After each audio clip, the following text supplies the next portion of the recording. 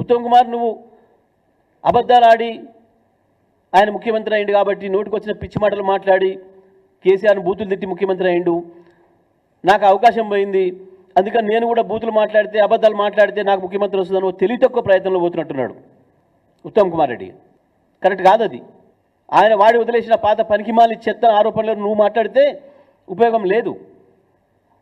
విషయం చూడక్కడ గత 9.5 ఏళ్లలో ఏం జరిగిందో హైదరాబాద్ ప్రజల అనుభవంలో ఉంది, రంగారెడ్డి జిల్లా ప్రజల అనుభవంలో ఉంది, మహబూబ్ నగర్, నల్లగొండ, ఖమ్మం జిల్లా ప్రజల అనుభవంలో ఉన్నాయి. నీ కాలంలో మీ కాంగ్రెస్ హయాంలో ఏముండెనో, ఎన్ని లక్షల వలసలు పోయినరో, కేసీఆర్ వచ్చిన తర్వాత వలసలు ఎట్లా తిరిగి వచ్చినాయో, వలసలు తిరిగి వచ్చాడే కాదు 14 లక్షల మంది వలసలు పోయిన అదే మహబూబ్ నగర్ జిల్లాకి పక్క రాష్ట్రం నుంచి వలసలు వస్తున్నారు వ్యవసాయ కూలీలుగా. ఇది కేసీఆర్ చేసిన పని.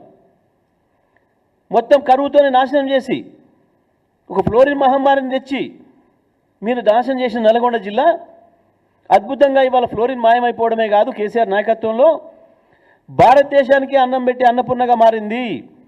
40 లక్షల మెట్రిక్ టన్నుల ధాన్యాన్ని పండించిన ఏకైక జిల్లాగా వరుసగా 5 సంవత్సరాలు రికార్డు సృష్టించింది నల్గొండ భారతదేశంలో. వాస్తవాలు ఈ రకంగా పెట్టుకొని ఓ సోయిలేని మాటలు, ఉత్త మాటలు, చెత్త మాటలు ఎందుకు మాట్లాడుతున్నావు?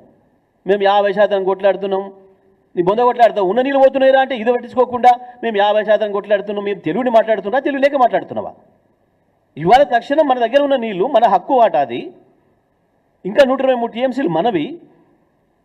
మనం ఈ ఎండాకాలం అవసరం కొరకు హైదరాబాద్, రంగారెడ్డి, ఖమ్మం, నల్గొండ, వరంగల్ జిల్లాల అవసరాల కొరకు, మంచినీటి అవసరాల కొరకు మనం పెట్టుకున్న నీళ్ళు అవి. ఆ నీళ్ళని తీసుకుపోతుంటే గది మాట్లాడమంటే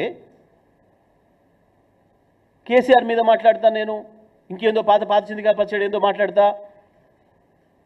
రేవంత్ రెడ్డి మాట్లాడి వదిలేసిన పనికి మళ్ళీ చెత్త మాటలు నేను మాట్లాడతా అని తప్పించుకునే ప్రయత్నం చేస్తున్నారు.